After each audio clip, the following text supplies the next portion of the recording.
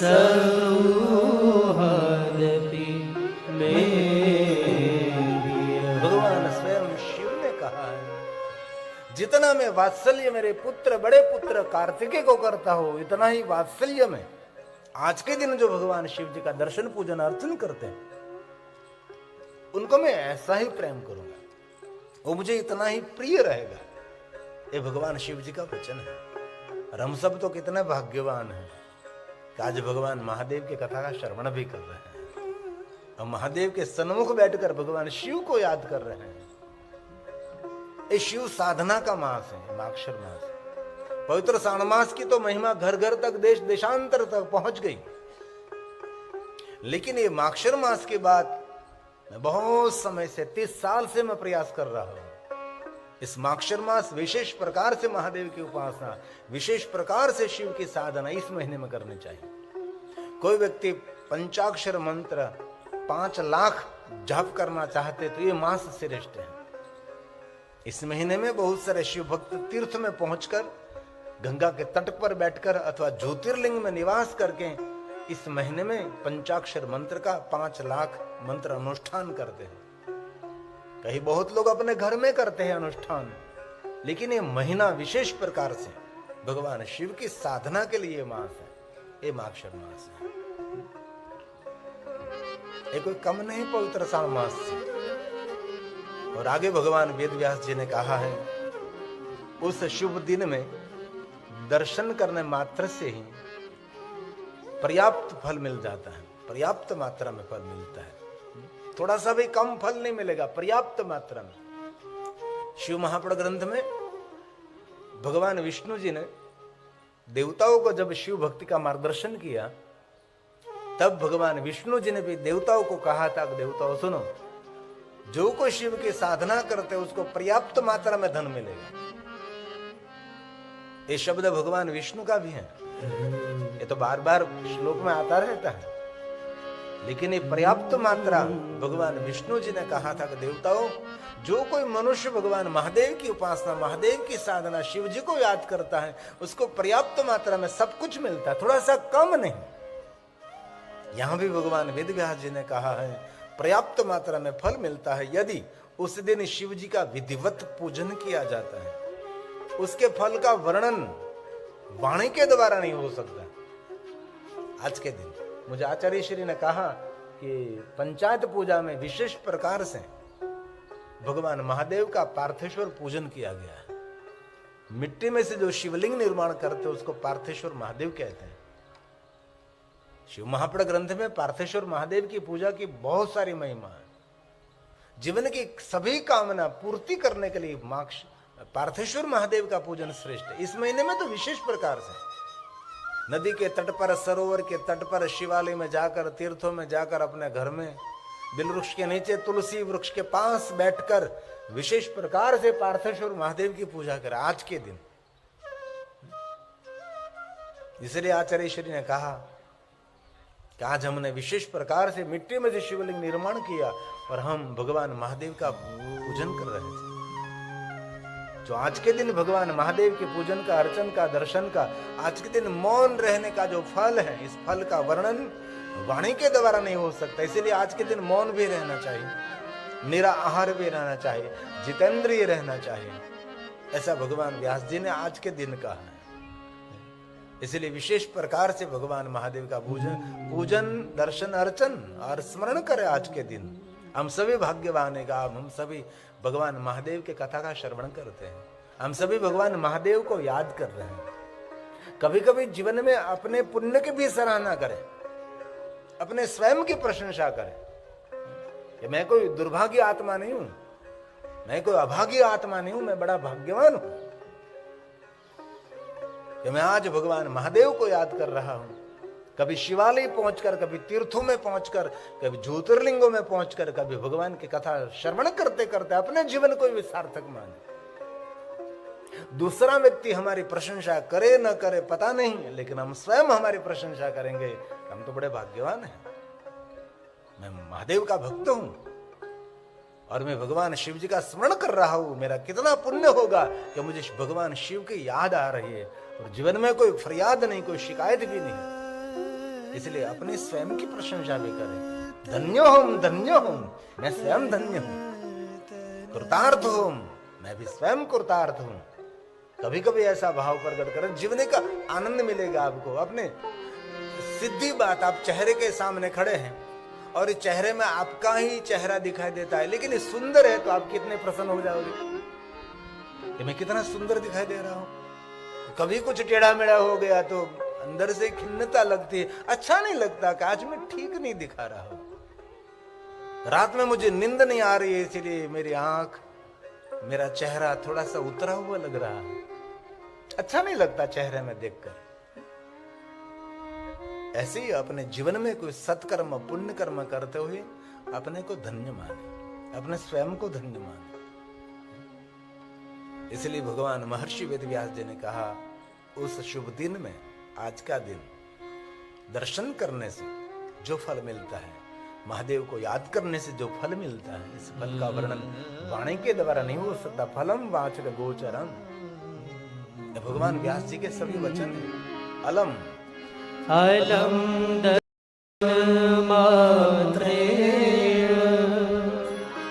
फलम तस्मिन् दिने शुभे अभ्यर्चनं चेदधिकं फलं वाचं गोचरं फलं वाचं गोचरं। इसलिए आज का दिन हमारे सबके लिए जीवन की कामना की पूर्ति का दिन है, मन कामना पूर्ति का दिन। आज के दिन कोई ध्यान करे, कोई दर्शन करे, कोई भगवान शिवलिंग का स्पर्श करे और उनका स्मरण करे, उनके लिए कहा, उसके लिए मुक्ति के लिए कोई प्रश्न नहीं है। उसके लिए मुक्ति दुर्लभ नहीं है, उसके लिए तो मुक्ति सुलभ है। आज का दिन भगवान शिव की भक्ति देने वाला, भक्ति की वृद्धि करने वाला और मुक्ति प्रदान करने वाला दिन, ये आज का दिन, जिनको माक्षर मास आद्र नक्षत्र कहते हैं। इसमें कहा, यह लिंग भुक्ति और मुक्ति का साधक होगा। इसमें दर्शन, स्पर्श और ध्यान करने मात्र से प्राणी जन्म और मरण के बंधन में से छूट जाता है, जन्म और मरण से छूट जाता है आज के दिन। श्लोक इसलिए मैं गा रहा हूं कि आज के दिन की महिमा है, उस समय आद्र नक्षत्र की महिमा है। और शिव महापड़ ग्रंथ के एक एक श्लोक महादेव की वंदना, एक एक श्लोक भगवान शिव की पूजा है। संपूर्ण शिव महाप्राण देवलिपि देवभाषा संस्कृत में है। आधार स्वरूप कोई कोई श्लोक हम गा लेते हैं, ये शिव महापड़ ग्रंथ में कहा है। और हर श्लोक भगवान महर्षि वेदव्यास जी का वचन है। इसलिए आदर के साथ आप और बहुत गहरी भक्ति के साथ और भगवान शिव को याद करते करते शिव कथा श्रवण करें। मन में निरंतर ओम नमः शिवाय, ओम नमः शिवाय 3 घंटे मौन रहकर अपने कर्ण से अंतकरण को पावन करें। भगवान व्यास जी ने कहा, भोगावहमिदं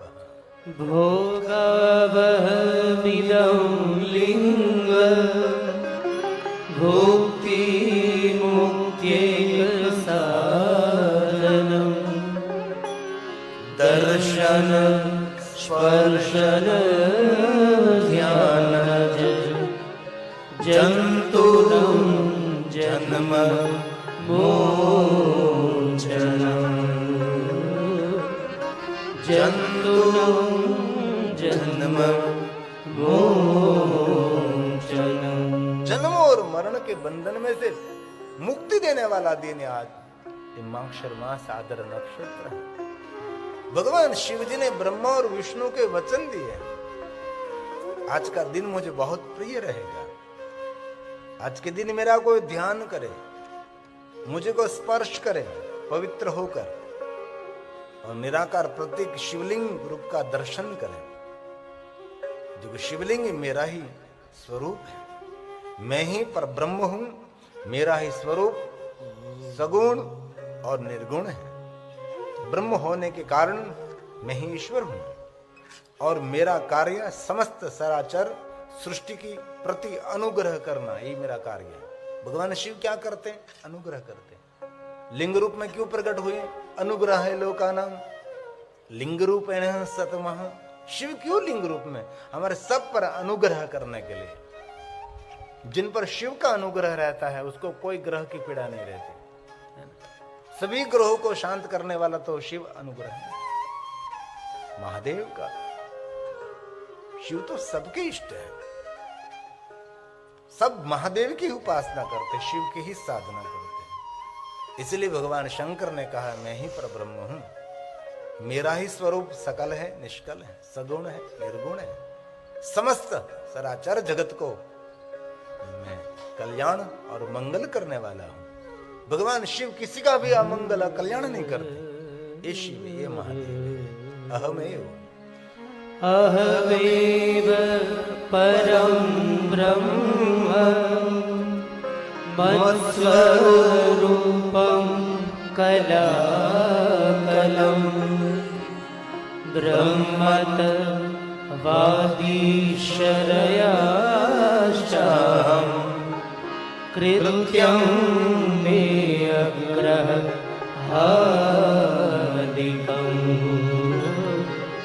कृत्यं मे अग्रहादिकम्। सब पर अनुग्रह करने वाला हूं। इसलिए जिनको पता नहीं है उन तक संदेश पहुंचा दो। कल भी मैंने कहा था हर व्यक्ति 10-10 फोन करे, जन जन तक एक बात पहुंचाने का प्रयास करे, क्योंकि हमारा हेतु उद्देश्य यही है हर व्यक्ति का मंगल होना चाहिए, हर व्यक्ति का कल्याण होना चाहिए, सबके परिवार में सुख शांति समृद्धि आरोग्य प्रसन्नता भक्ति निरंतर रहे। यही हमारा भाव है, वही शिव पूजा है ना। आज हमारे राजेंद्र शर्मा जिनके वहां में रहता हूं, राजेश शर्मा, उसका मित्र डॉक्टर मिले थे।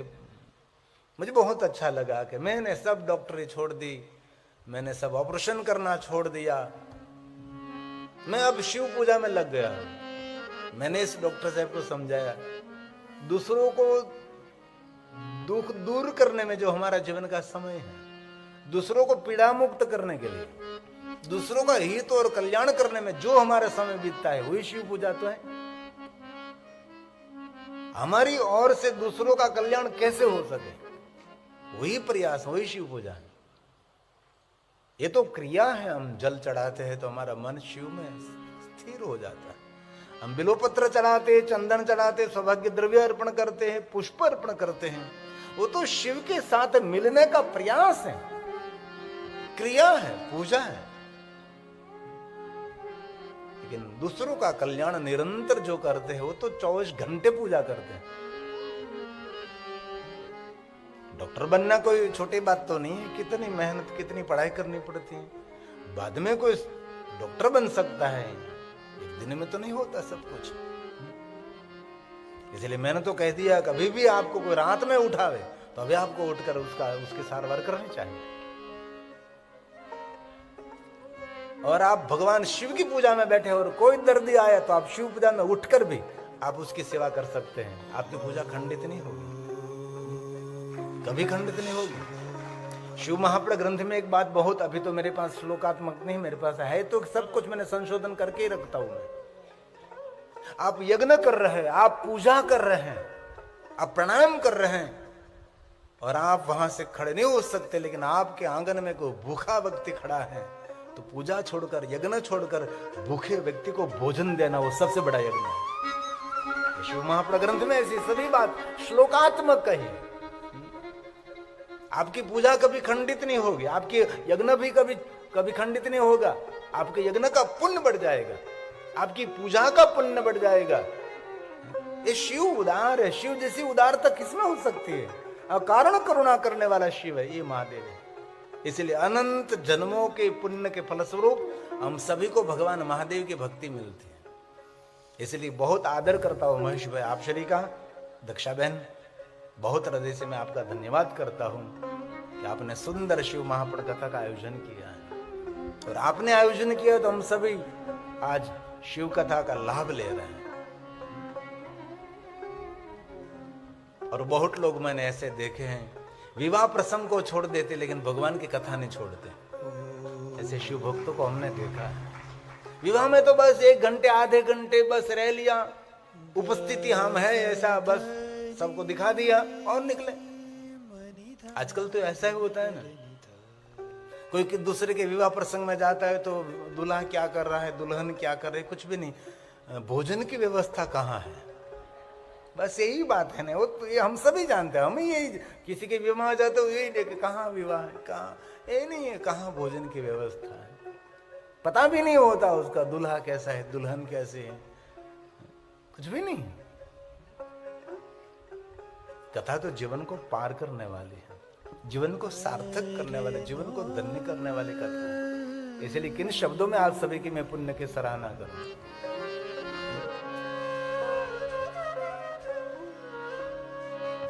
और बाप और बेटा साथ में बैठकर कथा श्रवण कर रहे हैं। मैं और कथा में जाऊंगा तो आपको मैं याद करके आपको दिखाऊंगा कि ये जो ऐसा होना चाहिए, ऐसा होना चाहिए। यही सतयुग है, यही शिव युग है।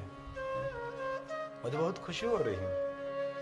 कभी भी कहीं भी बाप और बेटे दोनों बैठकर मिट्टी मधुर बातें करते हैं, मित्रता की जैसी बातें करते हैं तो बहुत अच्छा लगता है। इसीलिए हम सभी भगवान महादेव के भक्त हैं। इतना जरूर याद रखिए, अनंत जन्मों का ये पुण्य है। शिव महापुराण ग्रंथ में कहा, अनंत जन्मों तक जिन्होंने घोर तपस्या की है उनको महादेव की भक्ति मिलती है। सबको भगवान शिव की भक्ति नहीं मिलती, कभी नहीं। अनंत जन्म, अनंत जन्म भी घोरम। कितनी सुंदर बात, कितनी सुंदर बात है। एक जन्म नहीं, अनंत जन्मों तक। ये जो मैं मध्यस्थी उतना याद रखना। पहला कंपोज बदला सारों ने देखा तो मैं मध्यस्थी हूं। मैं पहले दिन भी कहा, मैं एक शिक्षक का काम कर रहा हूं। जो कुछ मैं यहां से बोल रहा हूं सब कुछ भगवान महर्षि वेद व्यास जी का प्रसाद है। सिर्फ मैं इसमें से लेकर अभ्यास करके आप तक बात पहुंचाने का प्रयास करता हूं, संदेश पहुंचाने का प्रयास करता हूं। अनंत जन्मों का ये पुण्य है। पहले से बैठे हुए अंत तक जो जहां बैठकर शिव कथा श्रवण कर रहे हैं और जिनके हृदय में महादेव की भक्ति प्रज्वलित हुई है, याद रखना आपके एक जन्म का पुण्य नहीं है, बहुत जन्मों का यह पुण्य है। तब भगवान महादेव की भक्ति मिलती है। इसलिए श्लोक भगवान व्यास जी ने गाया है, अनंत जन्म भी घोरम यदि तप्तं तपस्तदा त्वयि भक्ति महादेव भविनायन पायिने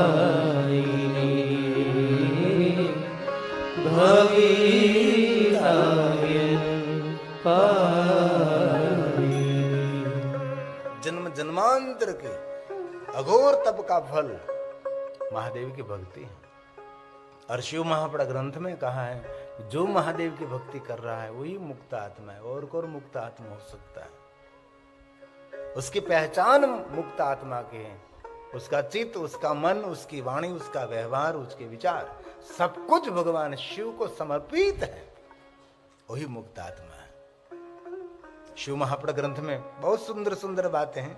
एक कथा में सब कुछ तो नहीं कह सकता, लेकिन ज्यादातर बहुत कुछ कहने का प्रयास तो मैं करता हूं। इसमें कहा है, हे मुने, जिस बुद्धिमान मनुष्य के पूर्व जन्म में बड़े बड़े पुण्य किए हैं, उसी महाभाग्यशाली व्यक्ति को इस पुराण में प्रीति रहती है। इस पुराण सुनने में प्रेम रहता है, इस पुराण में प्रीति रहती है। शिव महापुराण ग्रंथ में उसका प्रेम रहता है। इसीलिए 18 पुराण के मैं निष्णांत नहीं हुए। मैं सभी कथा नहीं कर सकता, सुनता सब कुछ है, लेकिन मेरा विषय एक ही है, शिव महापुराण।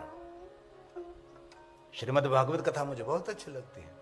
श्री रामचरितमानस तो हृदय को स्पर्श कर लेती है। सभी पुराण उपनिषदों का निचोड़ मेरी तुलसी का प्रसाद है। लेकिन मैं एक ही कथा करता हूं, कभी देवी पुराण नहीं, कभी श्रीमद् भागवत नहीं, श्री रामचरितमानस भी नहीं। एक ही हमारा प्रेम, बस मेरा इष्ट महादेव है, मेरा इष्ट ग्रंथ शिव महापुराण है। ये भगवान व्यास जी ने कहा कि बुद्धिमान मनुष्य ने पूर्व जन्म में कोई बड़े पुण्य किए, बड़े पुण्य किए होंगे। महेश भाई ने भी किए होंगे, दक्षा बहन ने भी किए होंगे, तभी पुराण में प्रीति। लेकिन यहाँ कोई भी और कथा कर सकते हैं, देवी भागवत भी कर सकते हैं, और भी पुराणों की कथा हो सकती है, कुछ भी कर सकते हैं। लेकिन आपको शिव महापुराण ग्रंथ में प्रीति क्यों है? तो इसका जवाब है, आपने पूर्व जन्म में कोई बड़े पुण्य किए हैं, उसका ही फल है। उसमें कहा है उसी महाभाग्यशाली व्यक्ति को इस शिव महापुराण में प्रीति होती है, उसमें प्रेम होता है। व्यास भगवान व्यास का वचन है, वो जन्मांतरे भवेत् पुण्यं मह्यद्यस्य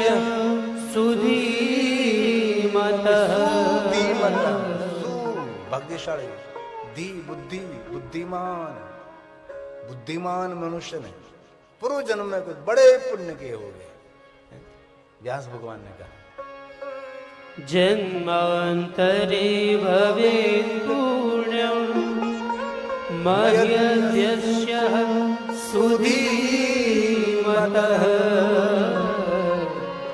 तस्य प्रीतिर्भवेत् तत्र महाभाग्यवतो मुने महाभाग्यवतो मुने।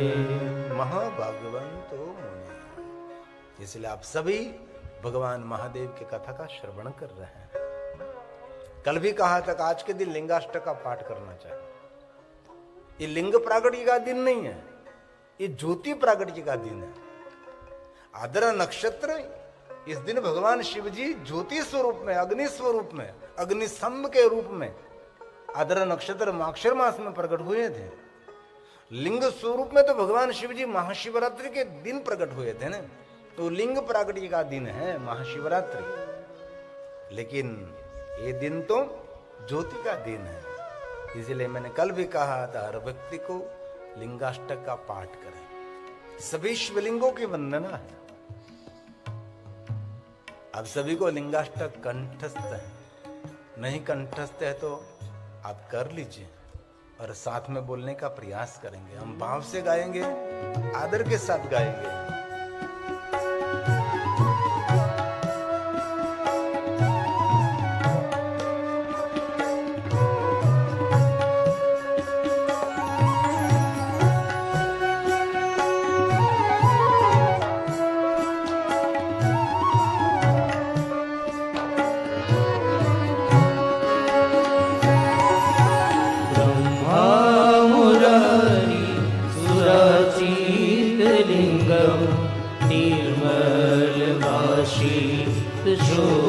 शोभितलिङ्गं जन्मज दुःख विनाशनलिङ्गं तत्प्रणमामि सदा शिवलिङ्गं देवमुनि प्रवराचितलिङ्गं कामदहं करुणाकरलिङ्गं रावणदर्प विनाशनलिङ्गं तत्प्रणमामि सदा शिवलिङ्गं तत्प्रणमामि सदा शिवलिङ्गं।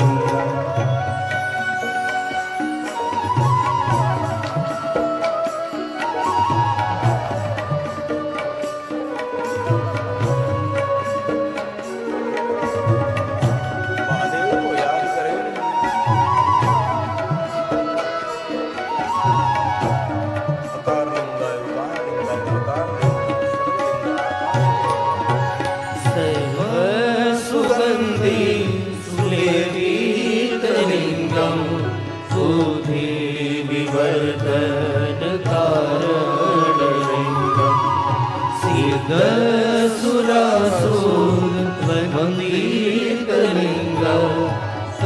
प्रणमामि सदा शिवलिङ्गं कनकमहामणिभूषितलिङ्गं मणिपातिवेष्टितशोभितलिङ्गं दक्षसुयज्ञ विनाशनलिङ्गं तत्प्रणमामि सदा शिवलिङ्गं तत्प्रणमामि सदा शिवलिङ्गम्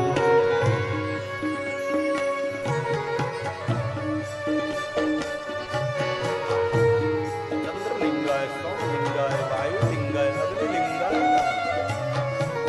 निराकार लिंगाय नमः। सर्वलिंगों की वंदना लिंगाष्टकम।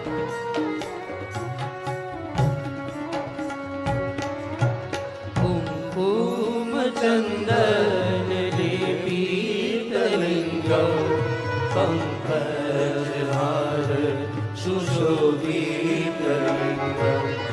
सञ्चितपाप विनाशनलिङ्गं तत्प्रणमामि सदा शिवलिङ्गं देवगणार्चितसेवितलिङ्गं भावेन भक्ति विरेवचलिङ्गं दिनकर कोटि प्रभाकरलिङ्गं तत्प्रणमामि सदा शिवलिङ्गं तत्प्रणमामि सदा शिवलिङ्गम्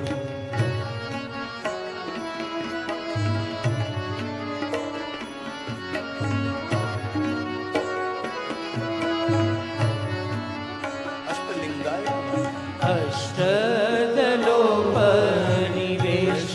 अष्टदलोपनिवेशितलिङ्गं सर्वसमुद्भवकारणलिङ्गं कष्टदरिद्र विनाशनलिङ्गं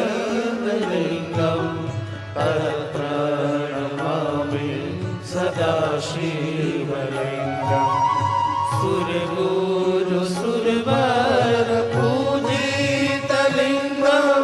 सर्वसमुद्भवकारणलिङ्गं वरात् परं परमात्मकलिङ्गं तत्प्रणमामि सदा शिवलिङ्गं तत्प्रणमामि सदा शिवलिङ्गं तत्प्रणमामि सदा शिवलिङ्गम्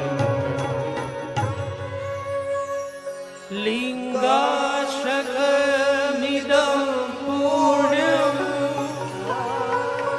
यः पठे शिवसन्निधौ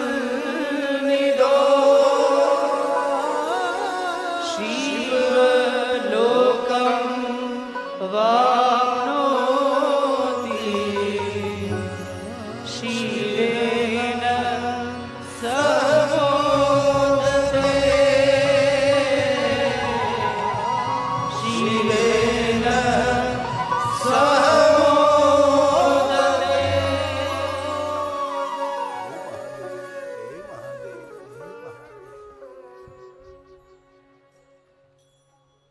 सुरगुरु सुरवर महादेव का पूजन करते हैं। कितनी सुंदर बात है। सुरवर कौन? तो कि इंद्र। सुरगुरु बृहस्पति देव। कैसे पूजा करते हैं शिव जी की? तो कि देवताओं के वन में से पुष्प लाकर, देववन जैसे राजाओं का वन उपवन होता है, वैसे ही देवताओं का वन है, वहां जाकर पुष्प लाते हैं और सुंदर सुंदर रंग बेरंगी पुष्प महादेव को